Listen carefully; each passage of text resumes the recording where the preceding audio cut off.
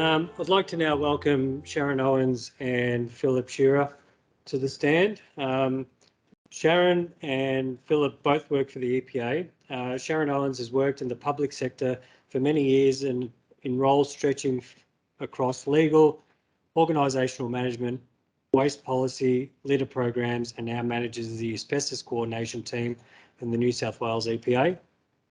Philip has years of senior experience in advertising agencies, working on high-profile advertising campaigns from cars to confectionery in the private sector. He also has previously developed health-related behavioural change campaigns. In 2021, he joined the public sector and is still living to tell the tale. He's leading asbestos safety communication for the New South Wales Asbestos Coordination Committee. So welcome, Sharon and Phil. Hello, everyone. So yes, I'm Sharon. This is Philip. I'm going to get us off the starting grid today, and Philip's going to bring us home. And just wanted to, sort of introduce ourselves. So we are part of the New South Wales EPA, but we actually work for the New South Wales Asbestos Coordination Committee. So in true government fashion, we work for the NAC. And if I don't know whether some of you have heard of the AHCA before, which was the Heads of Asbestos Coordination Authorities, again, another really catchy name. So we took over that role, if you like. So we are the reincarnation of the AHCA. And we're working very hard. The NAC is a very high-level committee. It's got CEOs, deputy secretaries, executive directors from across 16 government agencies and also local government New South Wales and the Aboriginal Lands Council. And our job is really, and their job is really to solve problems that can't be solved by one agency alone. So we're really looking at that cross-government. How do we solve the problems that have either fallen through the cracks between agencies or are too big for one agency to solve?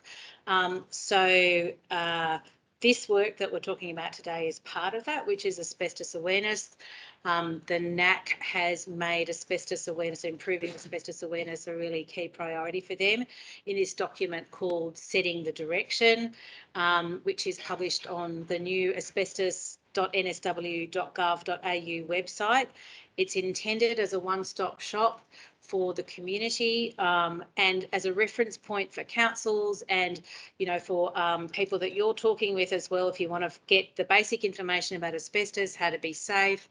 It also has, for you guys, a link at the end which says who to contact. We very much push the message of finding an asbestos professional.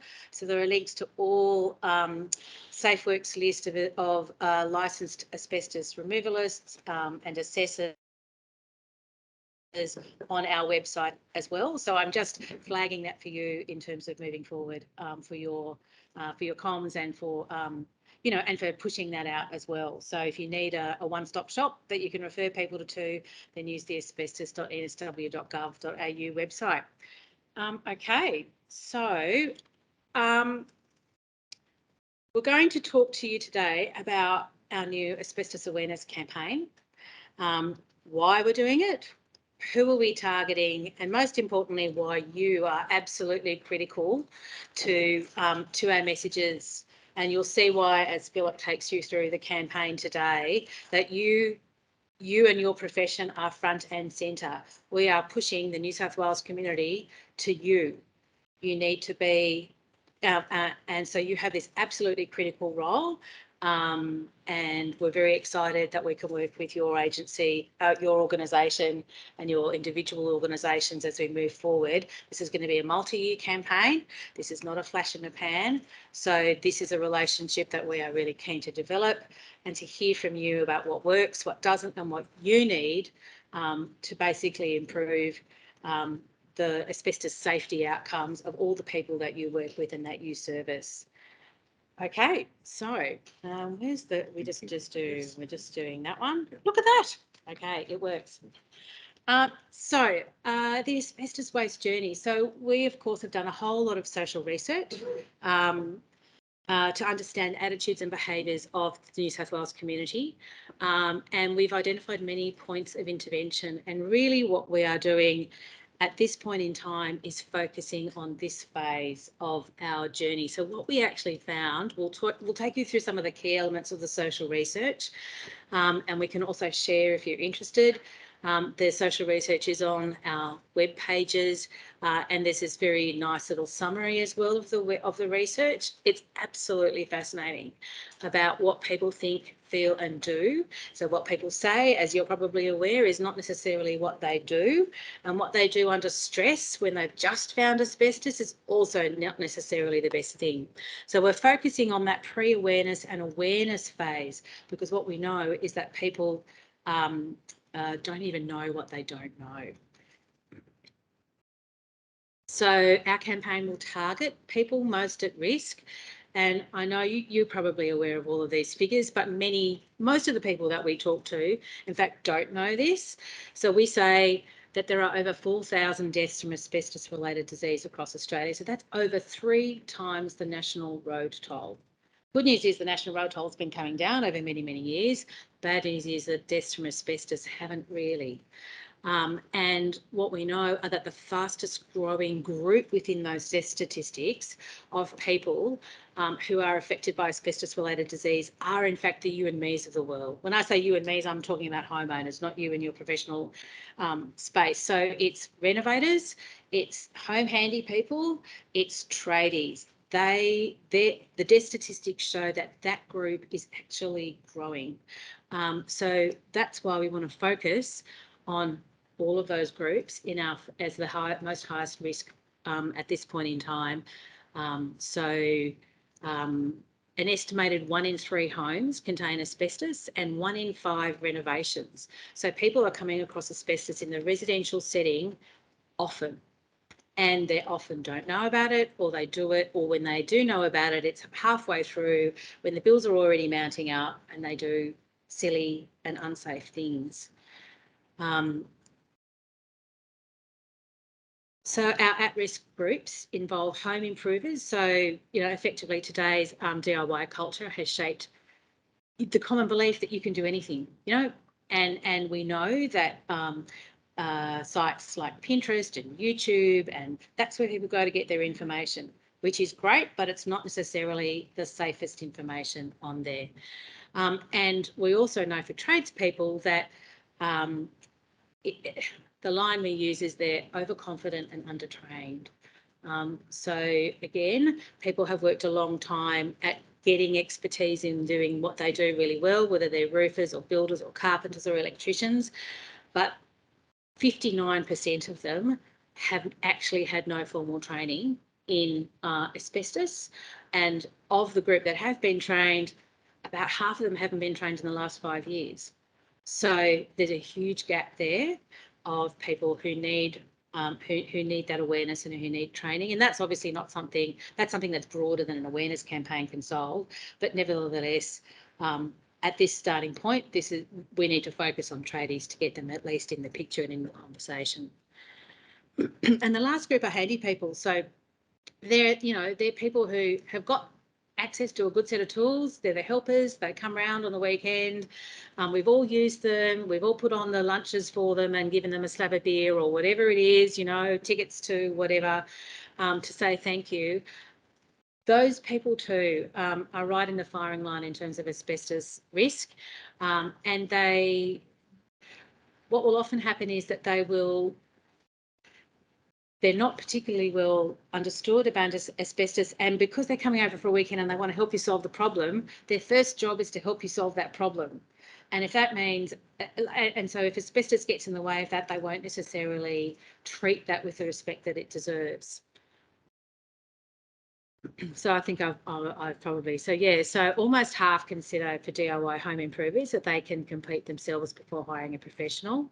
And so again, it's their overconfidence. And Philip and I have sat in focus groups listening to DIY renovators talk about their knowledge about asbestos, and it is so frustrating, makes you want to grind your teeth.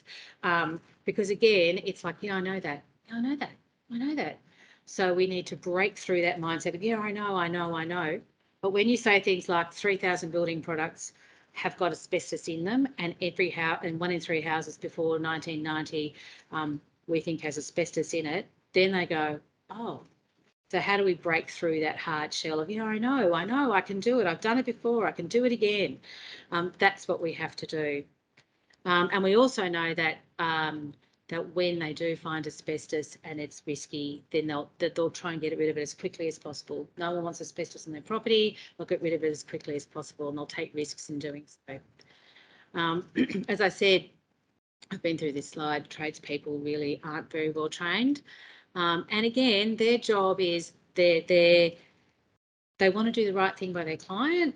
It's competitive to get a quote and to get that job, and so you cut costs or you minimise costs, and asbestos is something that doesn't cut costs. So that's the temptation. The driver is to do things quickly, to do things cheaply, and to please the client as quick as they can.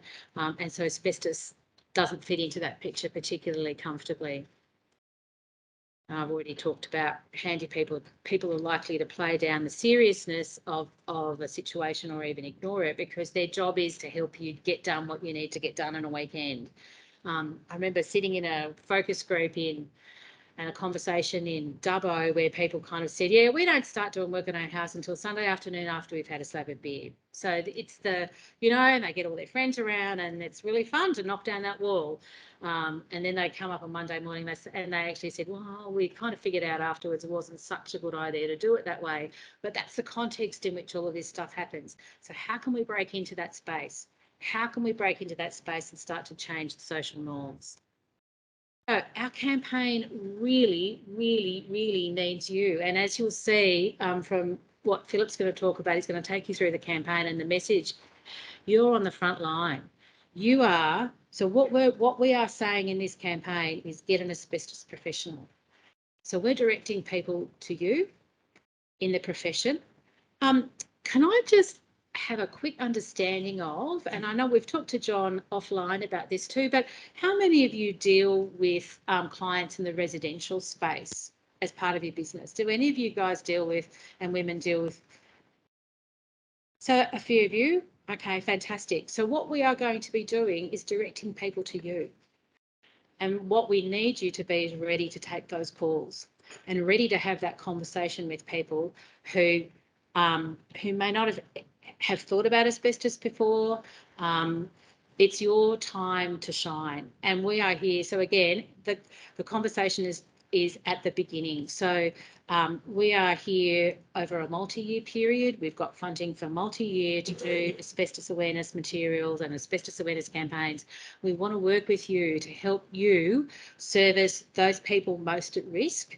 DIYers, tradies, home handy people, service those people most at risk in a way that's going to mean that they come away going, I had a good experience, I feel safer, I feel more confident, I'm not going to do anything stupid, I know what to do and I know who to call.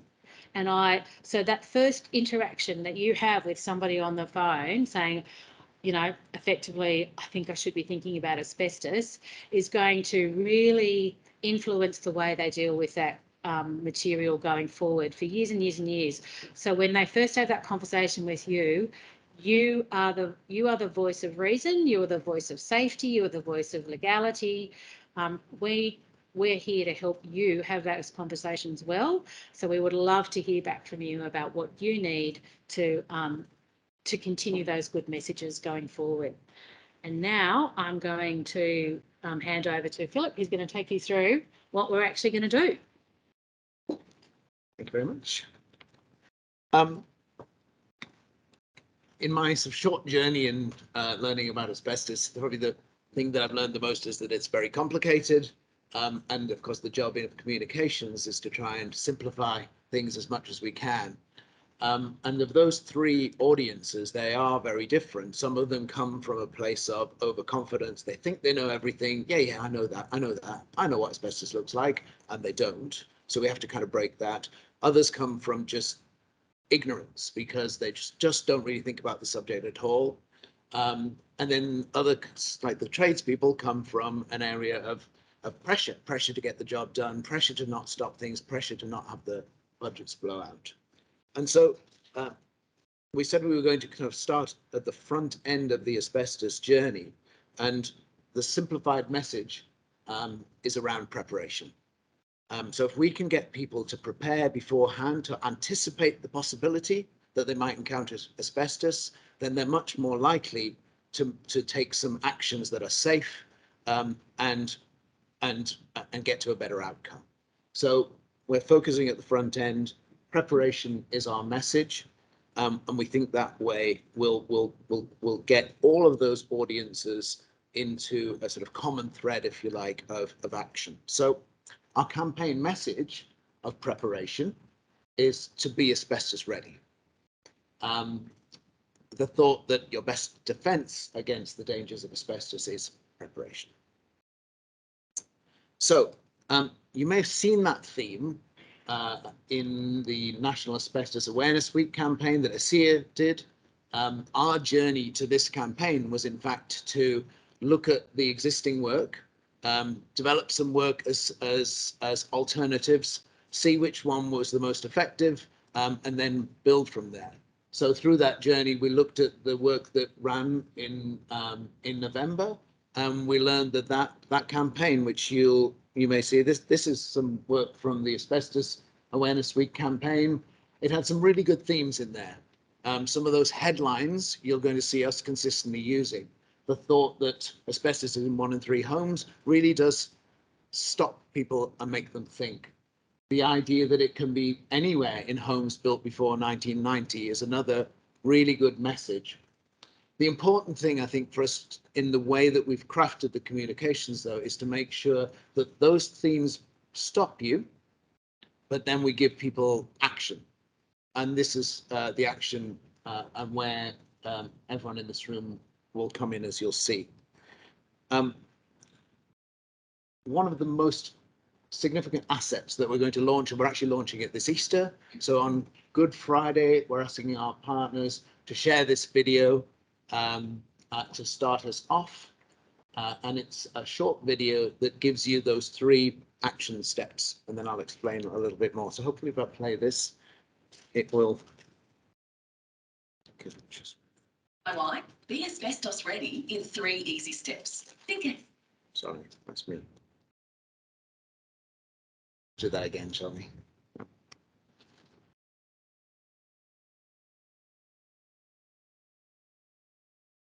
Having some DIY, be asbestos ready in 3 easy steps. Think ahead. Was the home built before 1990? Plan ahead to protect your health. And always call a licensed asbestos professional, such as Asbestos New South Wales. So a short video, it will come with some, in social posts, it will come with some narrative, and then there'll be some additional messages that will come along to support it. You'll see the design now is in our New South Wales design. So visually, I think it's consistent with what people have seen before. So we're not, sort of interrupting their narrative on asbestos and telling them something new. We're sticking to these themes of 1 in 3 homes, of anywhere in homes before 1990. And those action steps that are briefly mentioned in the video are expanded on in all of the narratives. So let me just spend a bit of time talking about that. The first action step is to think ahead. So, ask yourself the question, was this home built before 1990? If you're a tradesperson, the job that I'm going to, is that a home that I need to think about asbestos? If you're living in your own home, is my home built and at risk? Were there some renovations done around those sort of times that I'd need to think about the possible presence of asbestos? The second action is planning ahead. And here's, I think, where the thinking comes in, which is asbestos is dangerous when disturbed.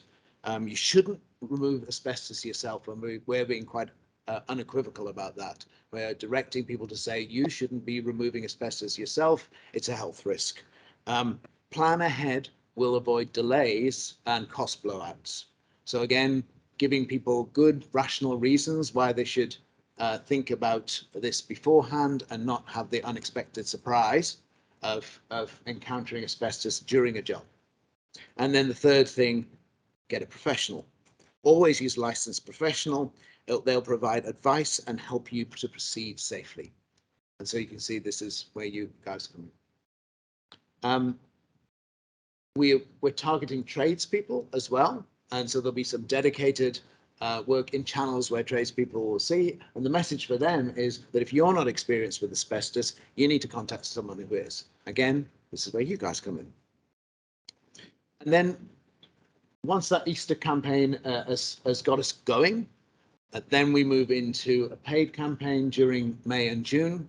And there are a number of assets that then kick in. You're going to see some posters, print where you see the 3 steps explained, and then we're using search, and all the digital channels as you would expect to try and reach these audiences when they're in their planning phase. So we'll be kind of seeking out DIY home improvers when they're imagining their renovation. We'll be seeking out handy people whilst they're kind of going to those how-to videos on YouTube to sort of suss out how they're going to execute a particular job. That's the campaign. As I said, a couple of phases. Easter, which is just around the corner, kicking off and targeting that broader audience, mainly of the handy people. Then getting more specifically into those other audiences of the DIY home improvers and trades through paid media, which is going to allow us to get better access to those audiences. And once we're in that phase, that's another point where we'd like to work collaboratively with you. If you can have a think about this campaign, start to kind of see it, start to think about how maybe it could be tailored to help you. Would it help you to have reference to the campaign on your literature, for instance? Is there anything that you can think of that's, bespoke that we could create that's meeting a need that we haven't thought about yet, so that we can evolve the campaign? So we're very much open to that. We're very mindful that this is the kickoff, as Sharon says. This is the start of a long journey. We're just at the beginning stage. We will create assets to tell people other parts of the asbestos journey further down the line, like how to dispose of it safely, don't put it in your red bin, and that kind of thing. But this is the start point. And as I say, at the moment, everything directs everybody into seeking the expertise of a licensed asbestos professional. So that's that. We inevitably have contact details. I think John could always direct us to you as well. If you have anything, we're happy to talk to you sort of individually or as a group. Anything that we can do to help each other with this important topic. Thank you very much. Any questions before Sharon and Philip sit down? How informed have you found councils that given that you're targeting residential and trades and So the first thing to say is that we've been working really closely with councils on this campaign. In terms of informed, I think it's kind of a little bit like most people, it's some more than others. We certainly have our champions. I think that there is, and those champions aren't necessarily all in the metro areas, although generally in the metro areas, there's more money in councils to dedicate resources to contamination issues and asbestos. But we actually fund, so the New South Wales government funds a policy officer in local government New South Wales, which is the peak body that looks after all New South Wales councils. His name is Daniel Adler. He is absolutely fantastic. He is your corridor into local councils, if that's what you want. If you want intelligence about what's going on in councils, if you want help about a particular council, I would say talk to Daniel. So, so the short answer is there's a lot of expertise in councils. We also fund councils to do asbestos and kind of generally more focused in the waste space.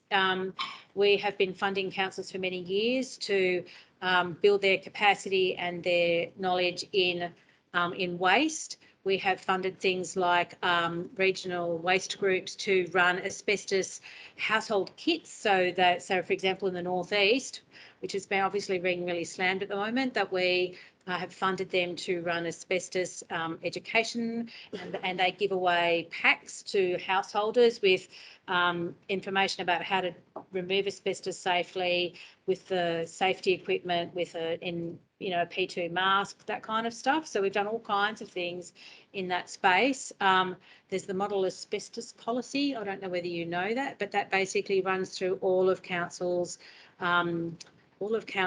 responsibilities in relation to asbestos.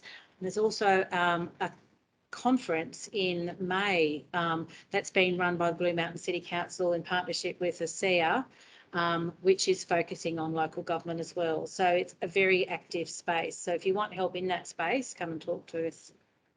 There was another question. Yeah, how come you went with 1990 versus 12? Yeah.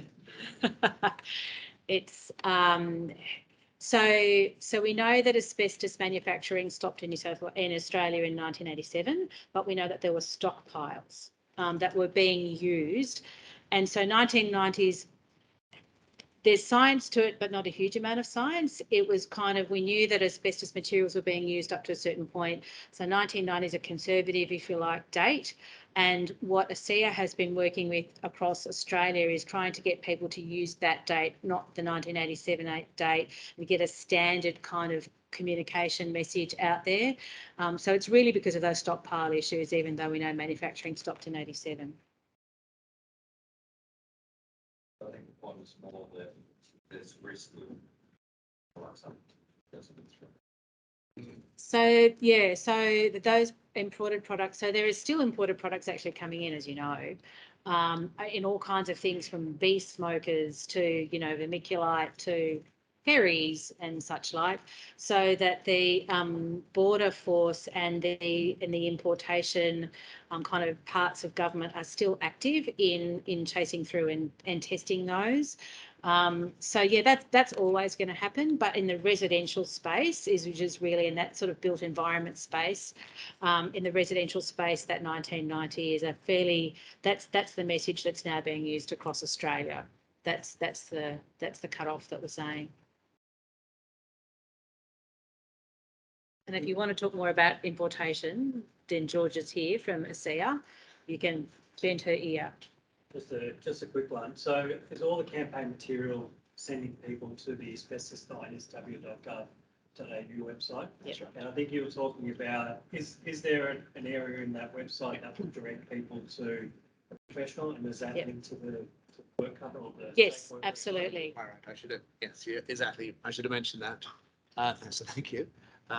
Yes, all of the advertising directs us to the New South Wales asbestos website, which has a lot of resource in there. It directs people to the asbestos checker, which I think is kind of designed to overwhelm people to realise that, gosh, there's so many different materials that asbestos might contain. I couldn't possibly know all of them. And then specifically a redirect to the Safe Work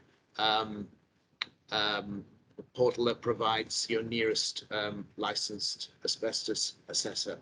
So I guess everyone should make sure that their details are kind of up to date on that particular resource. We all know about this market and the journey that we went through there. Is there going to be any sort of incentive given to the homeowner to actually not necessarily pay for people, but to investigate the presence of? I know.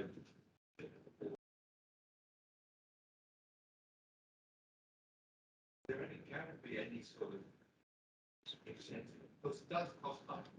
The homeowner struggling.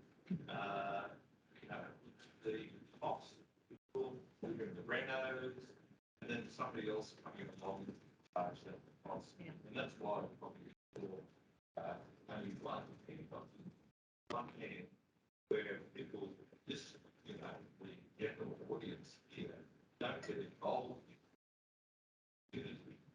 That's purely because of the competition and getting income from homeowners. Very important that national for us to participate in this process.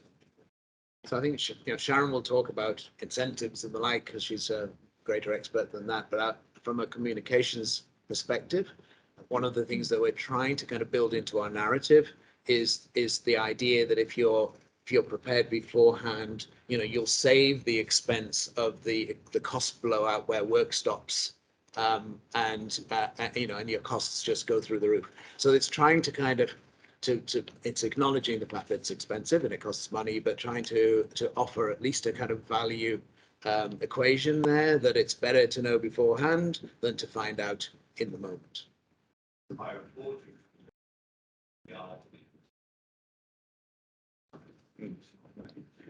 Realize that cost.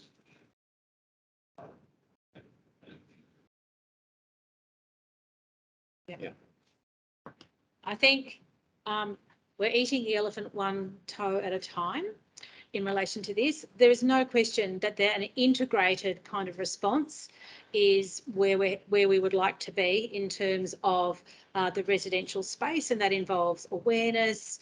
So this is our first, you know, effectively we're trying to change the social norm so that people actually ask the question before they have the hammer in their hand. So that's step one. All of those incentives. So what we know from the social research is that people will always say asbestos removal is expensive and it's inconvenient.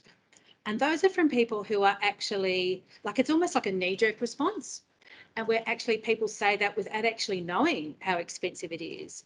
And when we've talked to people, they don't know how expensive it is, but they just say asbestos equals expense. So part of this is unlatching that kind of conversation and getting some facts and figures for people behind how much it might actually cost to remove small bits of asbestos from their house, or the eaving, or maybe just the roofing, or whatever it is. But in the longer term, that whole question of the expense of dealing with asbestos is something that the New South Wales Asbestos Coordination Committee is very alive to. And so the conversations now are, how do we put the case to government for funding? And that's funding across a whole range of different initiatives, from large scale cleanup of affected land to things like at that householder level, what can we do? So in the longer term, it's absolutely something that we want to have a conversation with government about, but we shouldn't stop taking that first bite of the elephant while we're waiting for anything that comes out of that. But certainly we're having those conversations, but they're, as you know, long-term conversations, and you take a few bites to get to the place you want to be, to eat the meal. I think I'm okay. I'm going to stop those stupid metaphors now because I think I've done those ones.